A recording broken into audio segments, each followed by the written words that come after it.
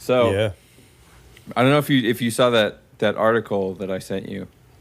And we don't have to talk about that today specifically, but reading back this chapter about Roosevelt and the New Deal and fascism and how it relates to progressivism and stuff, it actually brings to mind that article I sent you, and then another article on the Mises Institute about the logic of mandatory vaccinations and how it relates to Kantian ethics.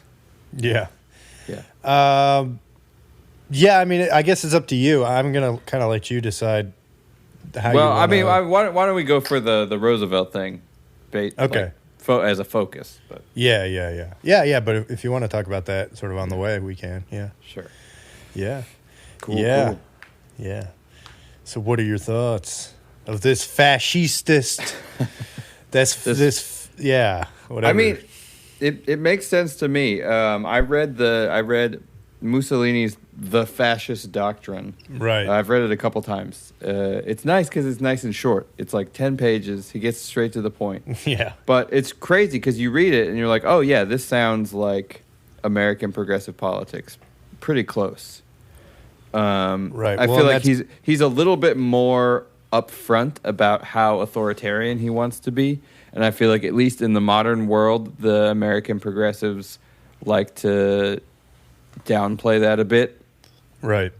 Well, and I guess that's his whole thesis too, right? Thaddeus Russell's thesis is basically that fascism and progressivism have the same roots, or Right.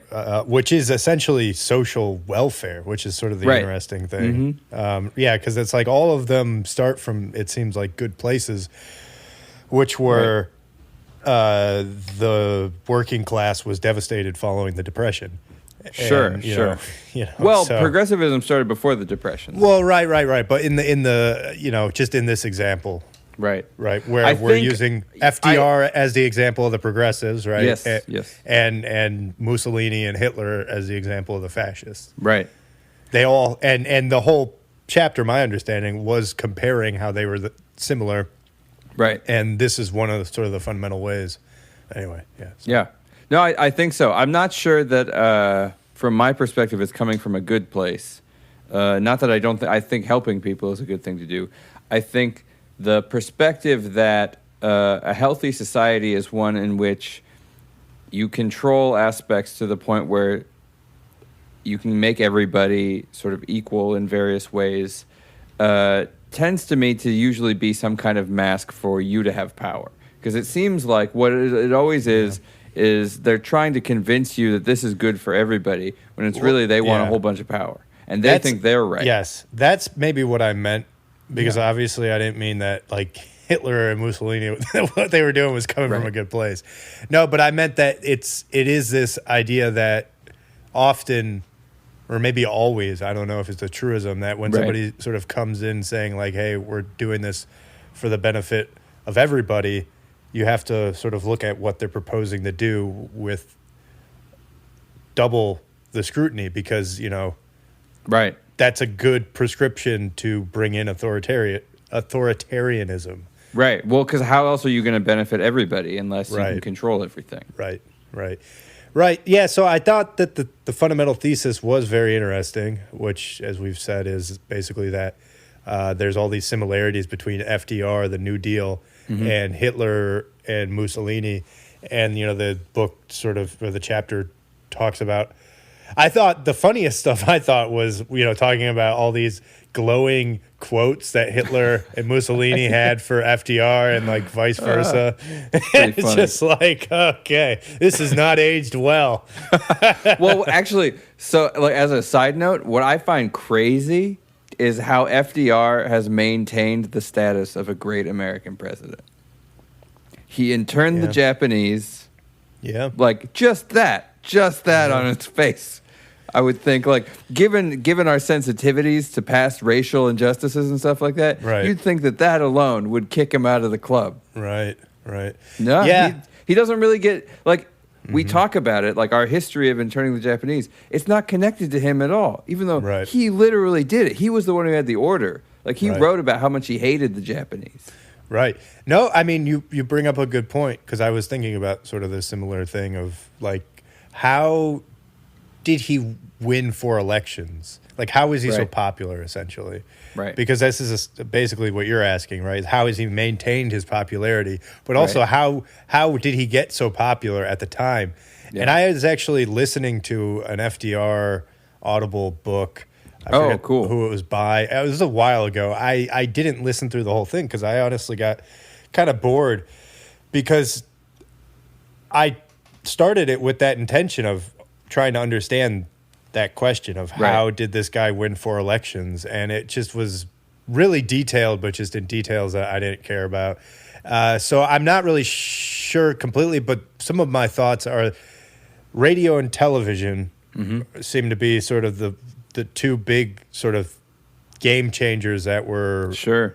exploited by FDR, that this book talks about too, is how FDR and Hollywood Yes. were basically helping each other, and Hollywood was buttressing them by featuring Right. And a bunch of- Broadway.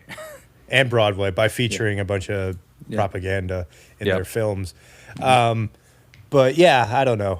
It's just and then radio. He did those fireside chats, Right. And that Yeah. was sort of an interesting thing. I don't know if any president did like a weekly thing like that where they reached Right. the nation. And so it's just like thinking about that of just this was. I also think how Hitler was able to propagandize the German people Yeah. so well, is you had these sort of new methods of media that had never been used, and all of these methods of propaganda became developed at this time Right. that are still used now, and in some ways the internet is like a parallel. But anyway, Well, I yeah. think that using those methods and drawing on the narrative of crisis, I feel like is probably sort of right in the sweet spot. Right. Because if there can Yes. keep being a crisis, there's a financial crisis, there's a war, Right. there's a madman in Europe that we have to stop, or Right. else like the whole world is over as we Right. know it. And the thing Yeah. is, I feel like if you're trying to say that in like 1870, most people aren't going to hear you. Right. That's right. that's a crazy thing I think about news and elections in the 1800s.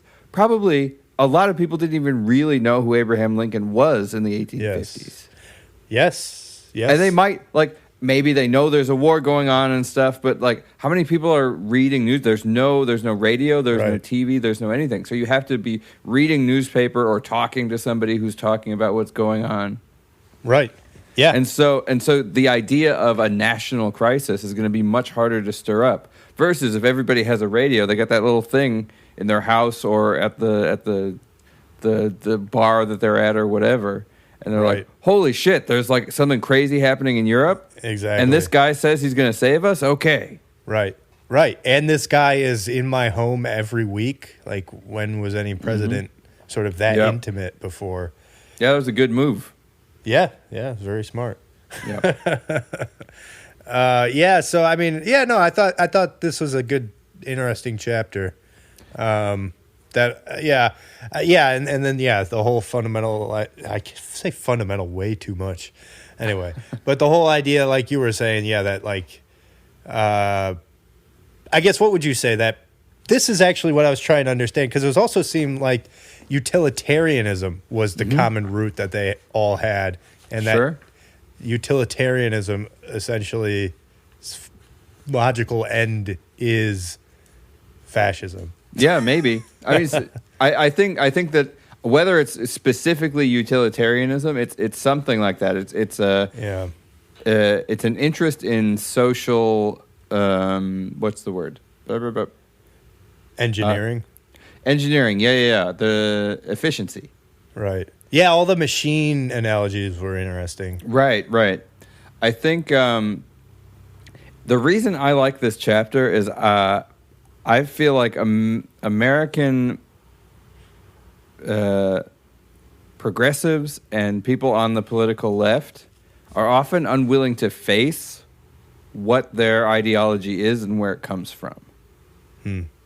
And I've noticed this talking to people, because if I bring up the historical connections between progressivism and fascism, or progressivism and Nazism, or the idea that they're kind of like two sides of the same coin, or basically the same thing, it's seen as extremely offensive. But I feel like what's interesting is most people I know aren't really thinking about what they mean by progressivism or fascism. And somehow, somewhere along the line, fascism got associated with right-wing politics and racism. Well, but if you read Mussolini's doctrine of fascism, yeah. he claims that fascism is a left-wing politic because it is socially oriented. It's anti-individualist, so it's anti-right-wing. It's anti-conservatism because it's revolutionary. However, it is anti-communist.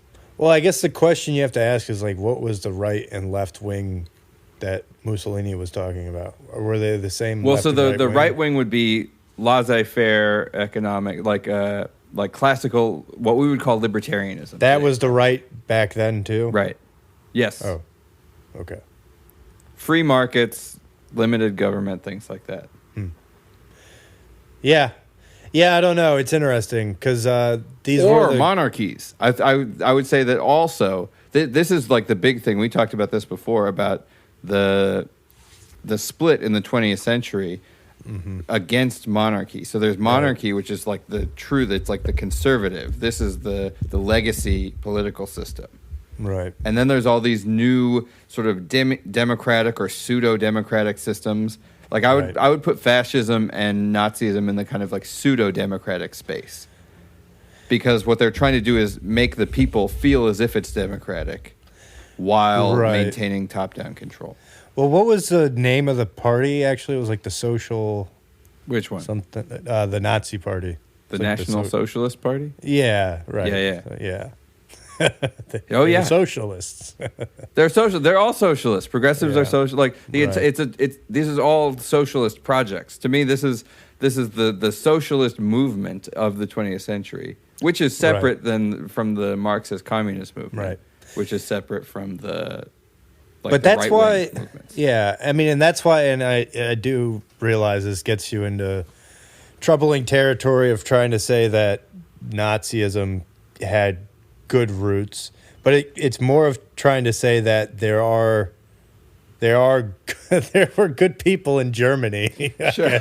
I mean, I would argue that socialism. I mean, I don't think socialism has good roots. I think it's maybe the worst of all political. What are the roots of socialism? I guess I don't know. I mean, this is so it. The way that I like to distill can I say and real maybe quick? I'm wrong. Can I say real quick? Sorry. Just to put a pin in it, I feel like I always end up walking myself into these corners. But all I'm saying is, I guess it's just I like to always assume that everybody, honestly, is working sort of from good intentions. But I know that's sort of a naive thing.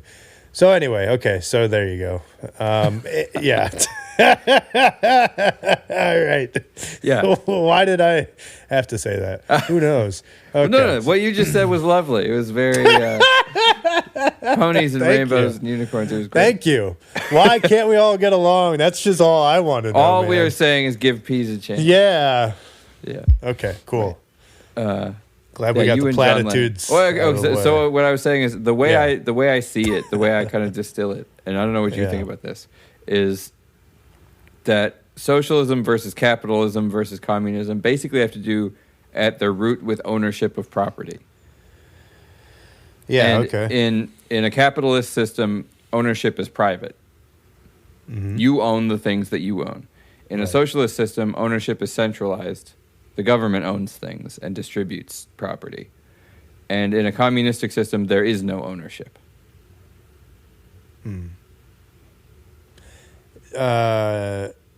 So there is also not a centralized system distributing.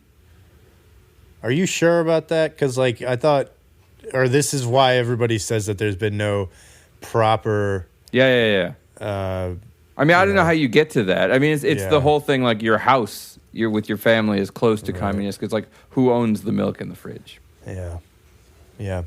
Right. No, I mean, and so I definitely see how certainly FDR and Hitler and Mussolini were all socialist because they all centralized authority, and that was sort of what a lot of the chapter was about, was all of the examples of how, the New Deal had this program that centralized a bunch of the farm workers to just a few corporations and fixed the prices and the wages and stuff like that. Right. Just like they did in Germany and stuff like that. So, yeah. And the banks. That's another big one. Right. Yep. I mean, it's interesting. So how do you feel about it? Because actually, I read this chapter out loud with my wife, and I think to her it's a very radical idea. Comparing FDR to the fascist movements in Europe. Oh, yeah. I guess I don't think about it that radically. I mean, it sort of seems kind of logical. Sure.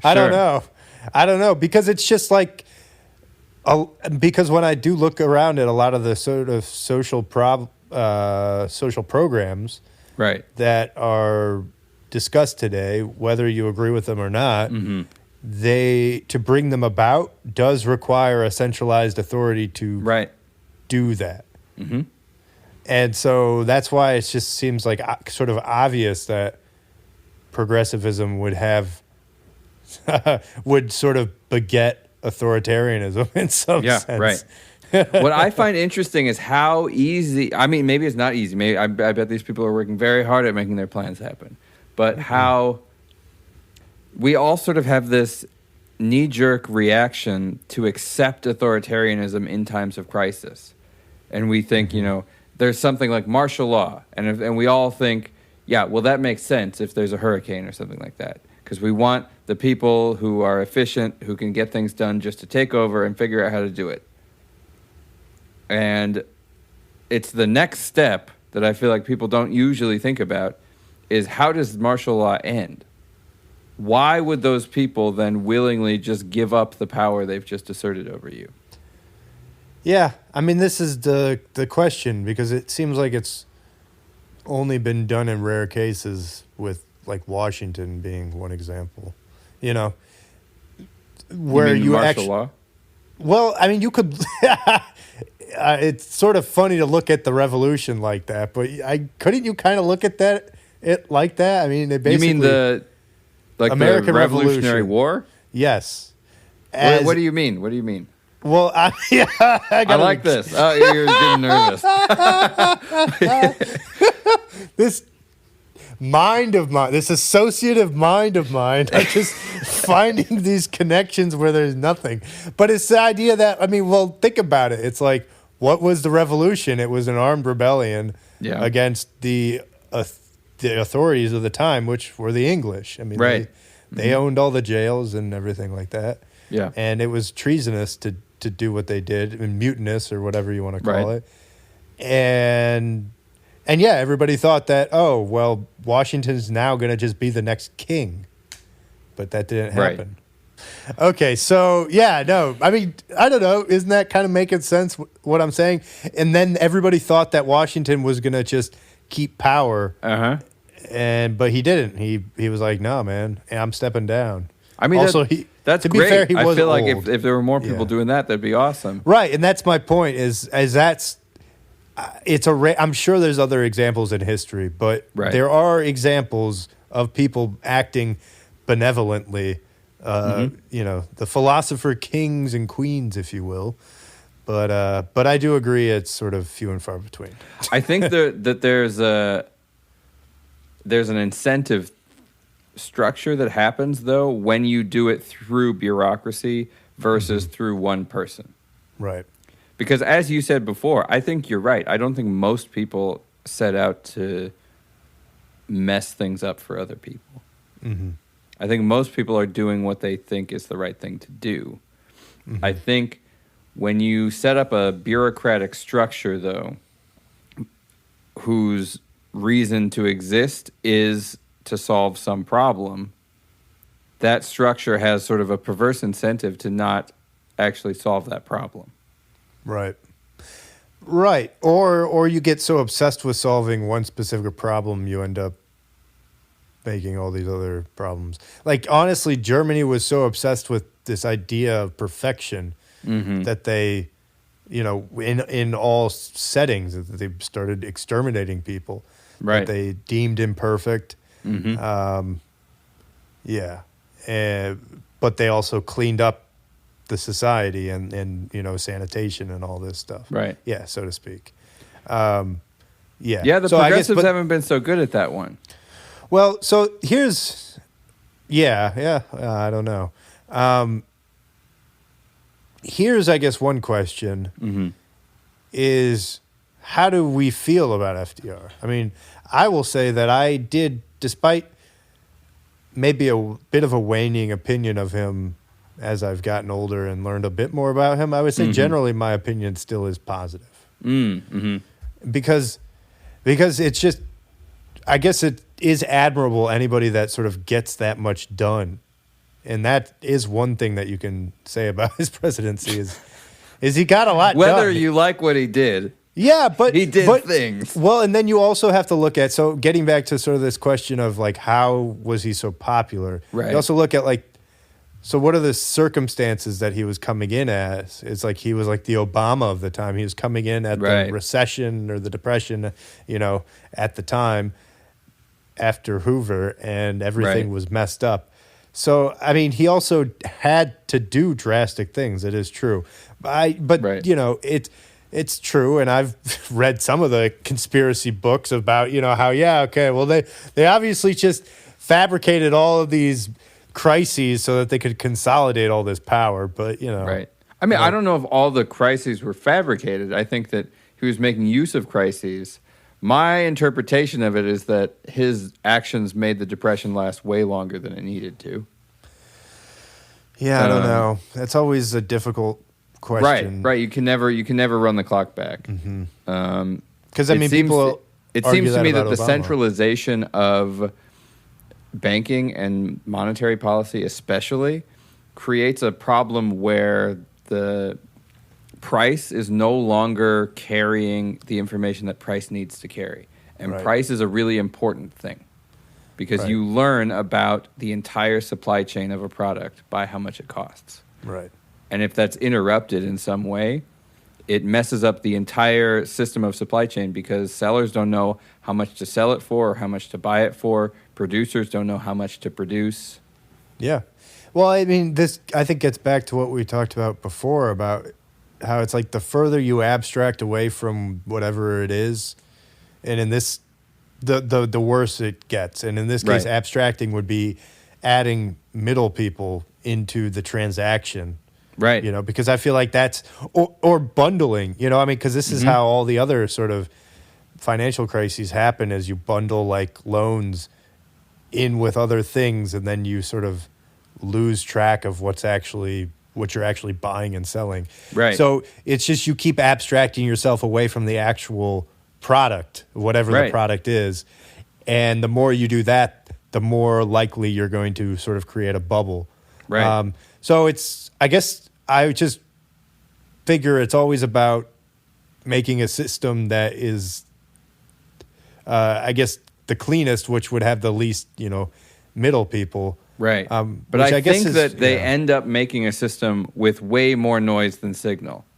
Yeah. Well, yes. Whether that's intentional or not, I don't think it's intentional. I think it's this thing that I noticed specifically with progressives that they're really good at is amplifying the exact problem that they're trying to fix. It's like cities with high amount of funding for homeless problems end up with the greatest number of homeless people. Mm-hmm.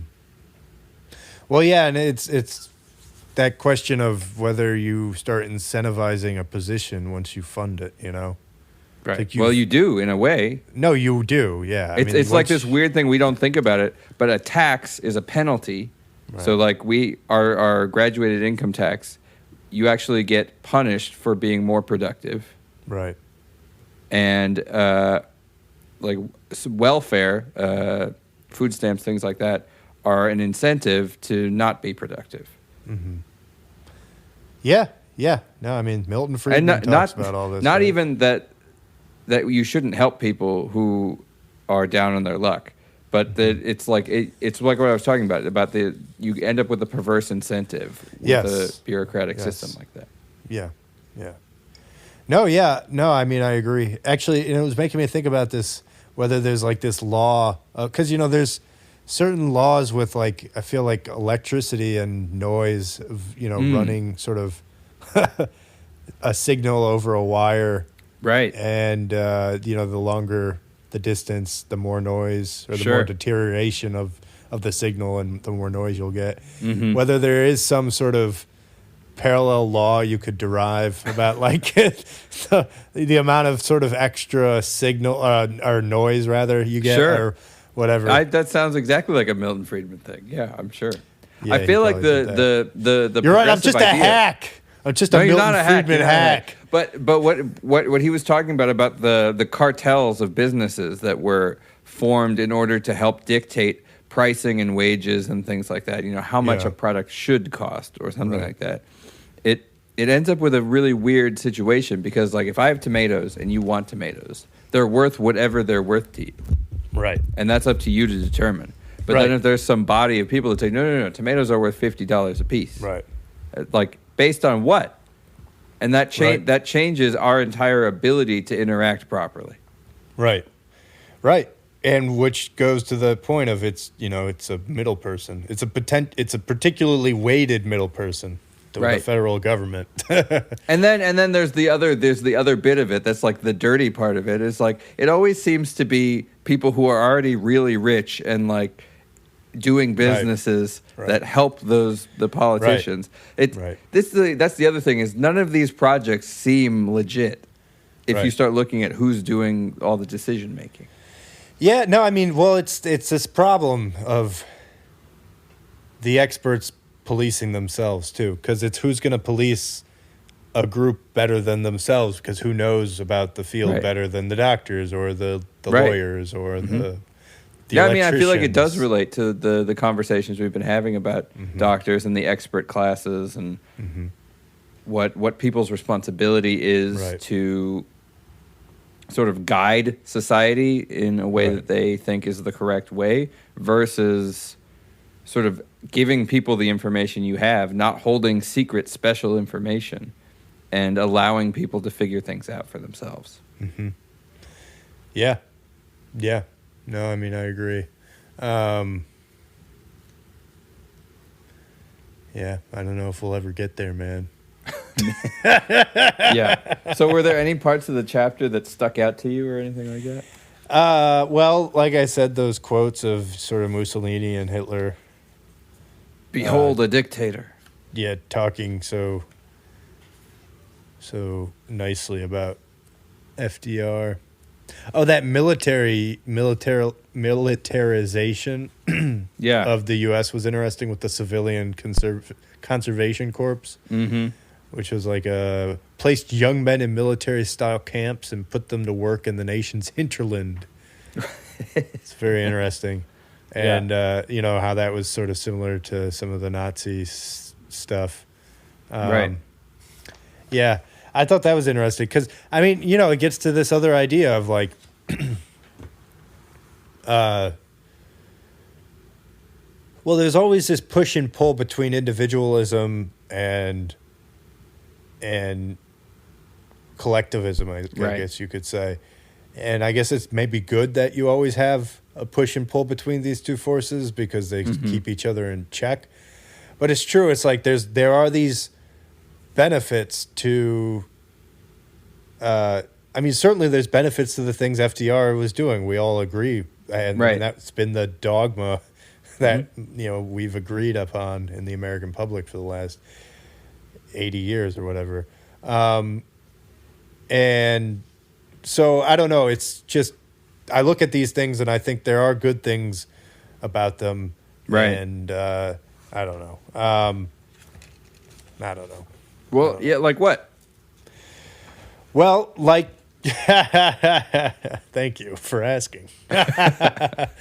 Well, like again, you had a tremendous amount of homelessness during the Depression, and so part of the idea was putting people to work, right? And so the New Deal did that with all the public works things that they did, and I mean, and then I think it did focus on some family stuff. And, okay, so it was talking about like that one, it was like the Hay bill, which was this bill or this law that basically put censorship on movies and dictated like moral censorship and stuff. Yep. And again, I'm not saying that we should do this now by any means. It's just an interesting thing to think about, of just because we now live in a society where there's no holds bar. And so you do have to think of like, well, okay, well, it's interesting. I mean, there are some, but yeah. There are some, yes, of course there are. There's some holds barred. There are some people are holding the bar, but not many. I'm trying to hold the bar a little bit. You're trying to keep a nice polite Christian society that's safe for children. Yeah, I suppose so. No, I don't. You're trying to stave off the moral decay. Yeah, no, it was funny. It was like cannot show in movies, in that Hay bill or whatever it was called, cannot show anything that would decrease the viewer's moral Yeah. sensibilities or whatever. Yep. It's like, okay. Okay. Yeah, okay. Well. And you were like, the good old days. Well, yeah. Back when you couldn't show any really like just strong embraces. Right. Trying to think of how to phrase this. No, it's true. Like, you can't even hold each other too long. Right. It gets a little bit too suggestive, man. Right. Well, you know what happens? You start holding each other too long. Yeah, it's true. I do. It's true. Those were the days. No, they weren't. They weren't. But it's just funny to think. That's really all I'm saying. No. Well, yeah, no, the good things are the sort of the work. That's as an example of some of the good things. And yeah, it's like, okay, so your point is that they made it so that we got out of the depression longer. But I guess a lot of people would say that Social Security and everything like that is good. But yeah, the Works Project. I feel like the big problem that I have with the Works Project is that, yes, it's great to put people to work, but people know if what they're doing has value. I think the purpose of work is that it has to be valuable. It's the whole thing about, I get into arguments with people about this a lot, about how labor in and of itself is not valuable. Otherwise, you could just go and dig a hole and someone should pay you for it. You have to be doing something valuable with your labor. Just because you're working hard doesn't mean you should be paid. Yeah. And when I say should be paid, I mean that you know that in you too. Like, if you've done something that's valuable to somebody or not. And so if you're getting paid to labor hard for no reason, that's not going to feel good. Yeah, I don't know. It's a question because these are the excesses that we get from living in society, though. It's like, I agree in the state of nature. It's true. Certain work is like, you can work as hard as you want, but if you don't sort of get something that gets you food, if you don't work towards something that gets you food, then the work isn't. You're wasting your calories. You're wasting your calories. But society, we have so many excess calories that we can waste them. You know what I mean? It's like I guess that's how I look at it. I don't know. Right, but getting paid to get rid of your excess calories feels weird to me. It feels like that's not paid stuff. That's your deal. You got to figure that out. But I guess it's like when you look at it from a more simple system of like, just look at it from a system of you just made a machine that can make you food. Right. A lot of food. That's great. With a little bit of effort. That's I guess how. But I would say the problem comes in with the fact that you have some people that do a ton of for society to run, and others that do a lot and even hinder societies. Sure. And it can be hard to distinguish. Yes, can be. Because everybody says that what they're doing is good for society. Yeah. And everybody seems to have a different idea of whether that's true. Yeah. And, we're beating around the bush about who we're talking about, but I'll just come out and say it. Musicians. No, just kidding. Obviously, no, I actually don't think musicians provide tons of value. No, I'm joking. I'm saying that because my friend Antushka is a musician. I'll say that for the audience members so they know. But I'm not against musicians. I'm not against them either. I just think that sure you are. Musicians and artists generally have a hard road because they don't provide value in the same way that like a plumber does. Right. And that's, I guess, despite the tongue-in-cheek nature of the comment, right? I did bring it up because, what you were saying was making me think about that too, is like, you're talking about how, like, intrinsically if you're doing something that is providing value to somebody else. Oh, yeah. But immediately when you said that, I was just thinking, like, well, what about music? I mean, that's... So my answer is it with music, too. Like, if you play in a cover band that's, like, amazing, or a wedding band, and everybody's dancing, and they're fucking loving it, you are definitely providing value to them. You are enhancing their experience. You're uplifting them. You're sharing in this really special thing that music is, this weird illusion space where you're making sounds, but everybody's hearing it as this superstructure. I think that is very valuable. I think if you're in a university making bleep, bloop, bloop, bloop music that nobody's listening to, I think it has very little value. And I think we've talked about this a little bit before. This is part of the problem and the benefit to universities is they remove your work from market forces. You don't have to provide value. Right. And in a way that can be good because that can give you the freedom to explore however you want. Exactly. But also then you have no basis for knowing if what you're doing is any good. Right. Well, yeah, no, but I mean, I was going to say that exactly it is like universities are this place that incubate all the crazy ideas that couldn't sort of survive out in the outside world. Right. Well, I like how he was talking about that Tugwell guy, like sitting up at Columbia, staring off into Harlem. Yeah, I know. Yeah. Yeah. Yeah, no, but you know what I mean, though, is like, I guess I feel like that's an important point, though, is that, because you're saying it as like, yeah, of course they can do this, but I guess my point is yes, but the fact that they are the freedom to do crazy experiments is almost like one of the main utilities of academia. So even though you do maybe have a ton of people doing what many would presume to be pointless things, a subset of those will do something that will be tremendously beneficial for society. And so it makes up for all the people who are sort of, you could say, prattling about. Well, this is my other argument, and nobody likes this one either. I think that universities should be elitist institutions that very, very few people go to. Yeah. The idea of removing yourself from market forces so that you can prattle about is such a silly elitist thing to do. Dude, that laugh was pretty elitist. That high-pitched laugh of mine that I just did. Dude, I got to work on my laugh. I got a horrible laugh.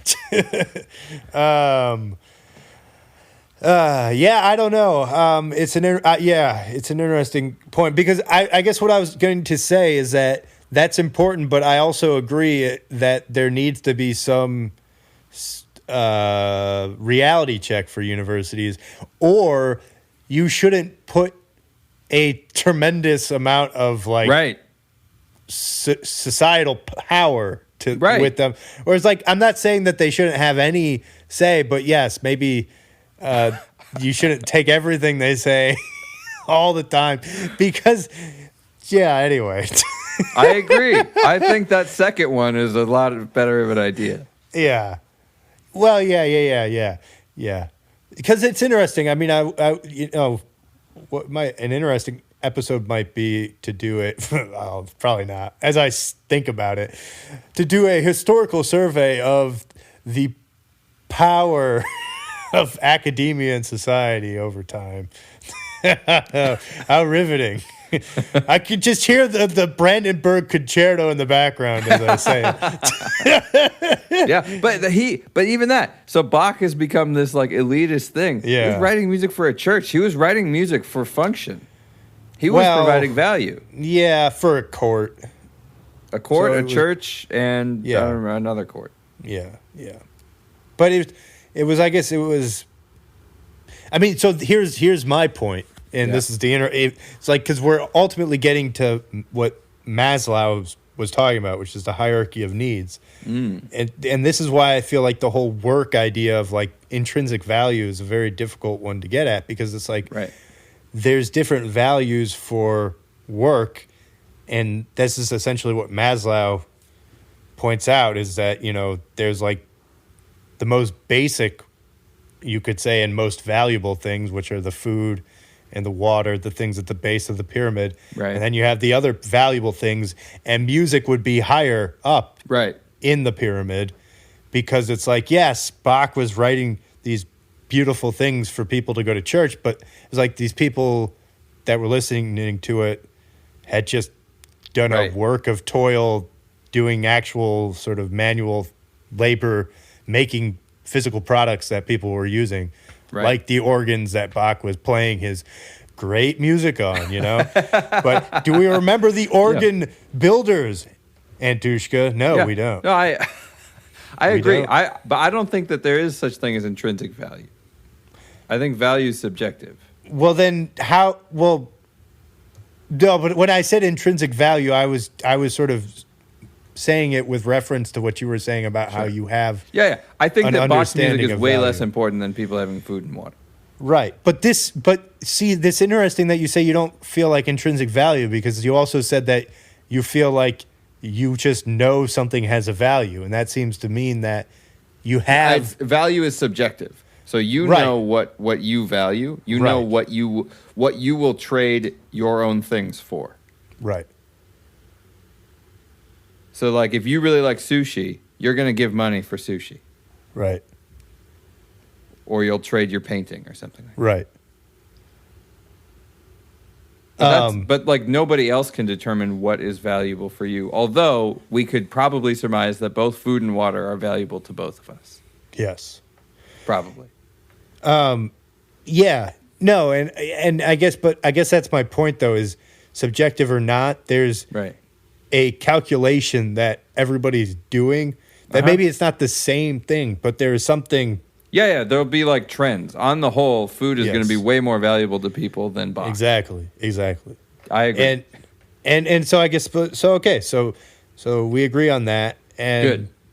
We also agree that you could then make a distribution of that, of like, then there's also going to be a subset of people that are going to value like music more highly, and then that's, you know, so again, okay, so we don't have to do that, but the point is we should right now. I don't know.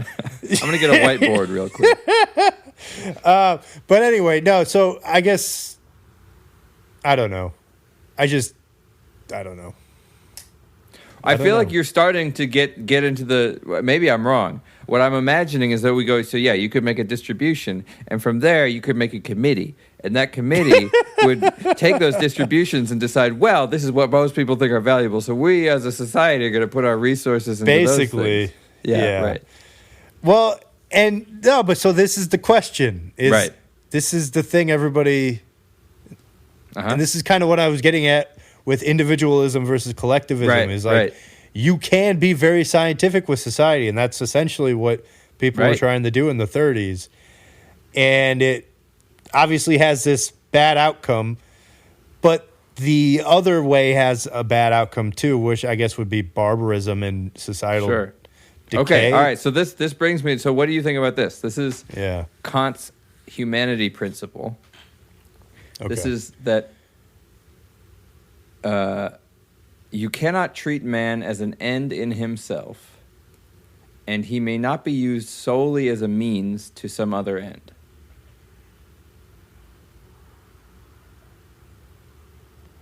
So whether or not you think that something is better for society, people are not yours to use as you wish to make society do whatever it is you want it to do. I think I agree with that, because it gets at that idea of like, people are going to rebel against anything that you try to get them to do. That's like a truism for humanity.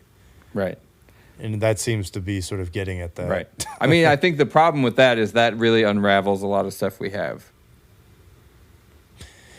Yeah. Yeah, well, and I guess this is why capitalism was so sort of, you could say, infectious, because it sort of, it's amoral, like we said. Right.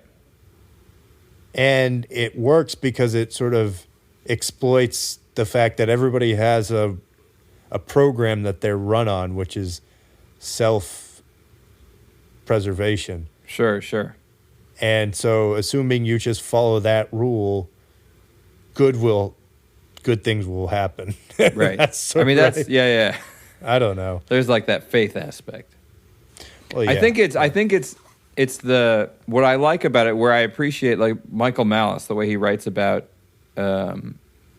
anarchy, is he says explicitly it's not utopia. I think we talked about this before. It isn't that you magically get some amazing world if everybody is an individualist. It's more that you do not have the right to use another person as your pawn to make the world into whatever you want it to be. Right. Yeah. That is a good credo. Although it's not the progressive credo, I don't think.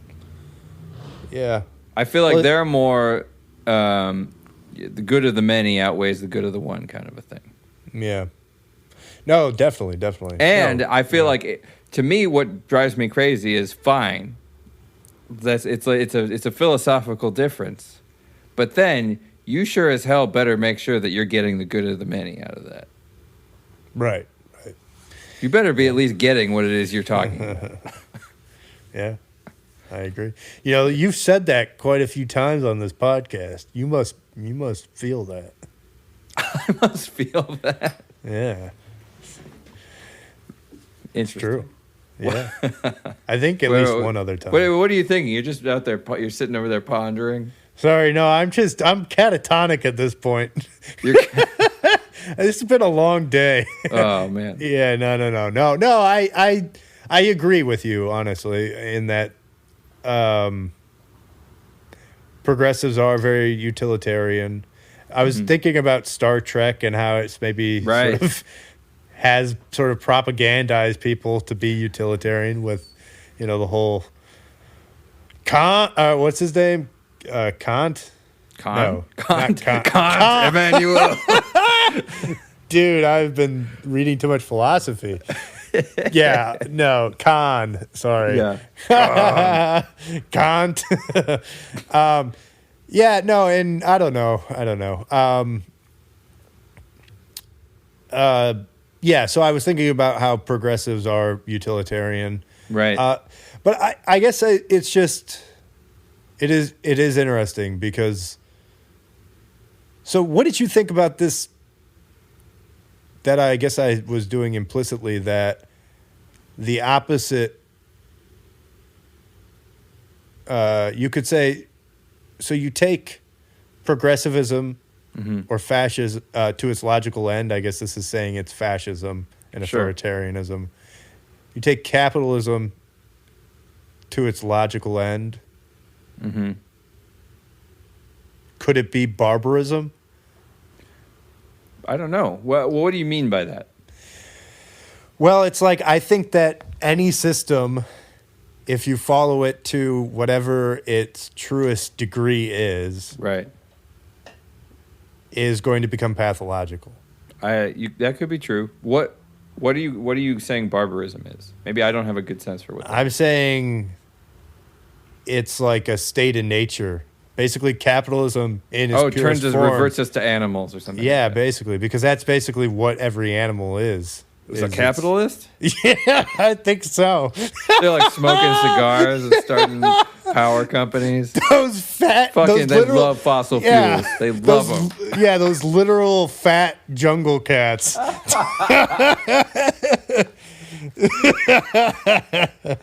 Smoking their cigars in the trees. What the hell in the trees? Whatever. Yeah, you're walking through the jungle like fucking leopards. Cigars. Whoa, dude. Whoa. You just can't be calling people leopards. Like, okay, anyway. People. All right. Yeah, no. Yeah, I don't know. I mean, because Yeah. the thing is, I don't know. I would, if I had to say which of the systems we talked about today are closest to like a state of nature and animals, I would say probably communism.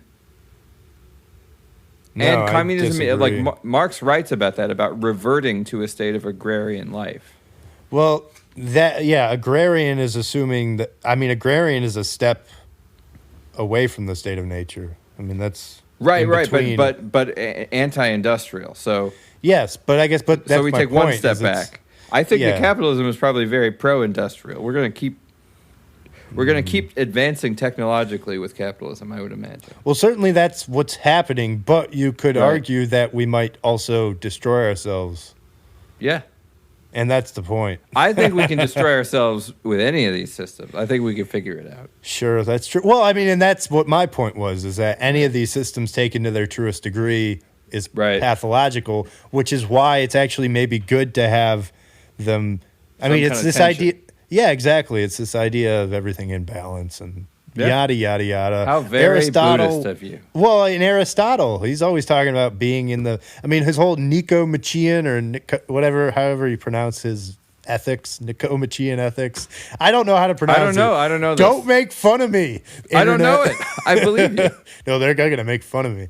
But anyway, it's interesting because he's basically approaching ethics mathematically by sort of establishing ranges for ethics and then being like, here's the range of greed. And then you want to basically go for the mean of every ethic. Nice. You want to be just the right amount of greedy. Exactly. Sure. Well, I mean, yeah. I guess that makes sense. You want Or greed would be a one end of whatever it would be like. I mean, I think that there's a version of self-interest philosophy that goes along with that. Is you want to maximize what you can get, because if you are too greedy, it becomes self-defeating because people won't want to work with you anymore, or you'll take all of the product and it'll be gone. Yeah, exactly. Whereas it is good to say, no, I want food Right. too. It's good to Right. say that. Otherwise, you won't get any food. But if you say, I'm getting all the food, then you will lose your entire community, and then there will be no more food for you. Exactly. Yeah, Exactly. that makes sense. Which, though, you could say is a bit of capital. Well, yeah, Well, that's what Mises writes. it's He capitalism writes with that this self-interest in a rational way can't become pathological because once it's pathological, it's no longer truly in your self-interest. Well, you need to have the addition of empathy. I think that's really all it is. It's because that's the idea. Is like, empathy is going to keep you from doing anything to make all the people upset at you because you'll put Right, yourself yeah, in maybe. their shoes. I don't know. Yeah, you need to have a sense for what will make them upset at you. Yeah. Empathy is the key for us all to be happy. Nice. Okay. Good. Okay. Is that the show title? Can you write it as if it's sung? Empathy is the key to be happy. Like, can you do those? You know the little like note emojis around it. Will it let you do that? The note emojis. I don't know. Oh. I wonder if it would. I don't think it would. Empathy. It's the key to be happy. I don't think that's true at all. But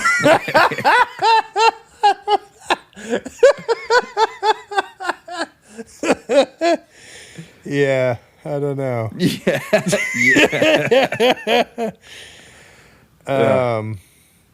Any other stuff you wanted to cover on this? I don't know.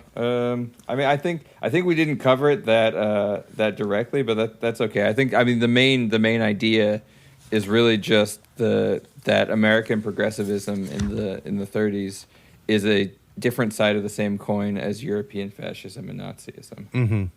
Yeah, I actually think we covered all the main points. Yeah. I mean, it wasn't that complex of a argument. Nope. Let's see. The men who made the New Deal were driven by dreams of machine-like society, in which all members, from the leaders of government to the lowliest workers, would be parts designed, built, and employed entirely for their function within the whole apparatus. Right. There's that, like, utilitarian thing. And the machine, you know, Right. emphaticism. Yeah. Let's see. But to their dismay, these men found that most Americans rejected such dreams, except during times of crisis. The First World War was the first such crisis, and they embraced that opportunity to discipline America. But then came the peace and prosperity of the 1920s, a long time waiting for another national emergency that could make their fantasies of social order come true. The fantasies of social order thing is interesting because it sounds silly, but I actually know people who really are very much about social order, and they talk about things being social order, and they say that ultimately one world government is the natural conclusion of the whole thing, and that's where they think we should go. Well, and this is, I guess, getting back to what I keep saying about how there's some good things to here is like, well, there's some good things to social order of like having sidewalks paved and having, you know, just general law. Yeah, and general law and order of just not fearing for your life whenever you go outside and getting snatched by bandits. You know? Yeah. That's true. Although there is the Austin or the Rainy Street Killer here. Right. Have you heard about that? I have, yeah. It's pretty weird. It is weird. It makes me walking back to my car at night from gigs like, well, I hope that's not real. Yeah. Yeah. Do you have like pepper spray or anything? I don't have pepper spray. You should get some. Yeah. Yeah. Yeah, no, but I mean, you know, this is my point, though, is that, like, having a general... Like, there is something good about that. But I agree. I do agree with the idea that the logical end of that is a one-world government, and that a one-world government is a little bit... should at least be looked at a little bit skeptically, because it's this idea that you get so abstracted away from the ground level, you know, to have... some centralized authority to govern 7 billion people. It's just you can't have them connected that directly to you, and that's always going to lead to malfeasance. So. Yeah. I mean, you could make the argument that that's already a problem. Like, what do people in Washington know about what people in Wyoming need? Yeah, I agree. Yeah. All right, so what do we want to do next? Well, I feel like we should probably do one more in this book, don't you think? Okay. Yeah, probably. But we got to be a little careful with this. We do need to. I was just thinking, are there any that we'll be able to do? The Gangsters one is sort of fun. It talks about sort of the creation of Las Vegas and Hollywood.